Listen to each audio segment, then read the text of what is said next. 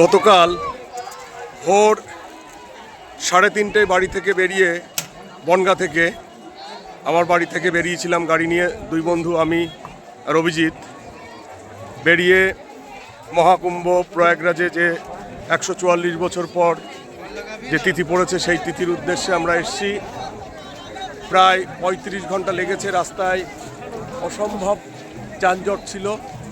সেই যানজট পেরিয়ে আমরা অবশেষে প্রয়াগরাজের 144 বছরের যে মহাকুম্ভ চলছে সেই মহাকুম্ভে আমরা এসে পৌঁছেছি। দেখাই যাচ্ছে হাজারে হাজারে লক্ষ লক্ষ মানুষের সমাগম হয়েছে এখানে।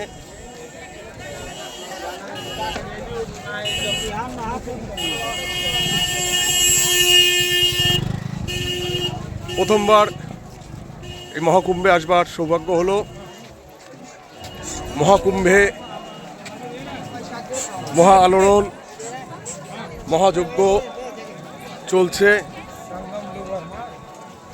যেদিকে দেখা যায় বিভিন্ন মহন্তজি সম্প্রদায়, তাদের আখড়া, খালসা বাহিনী যাদের আছে তাদের, সেগুলো আমরা দেখতে পাচ্ছি।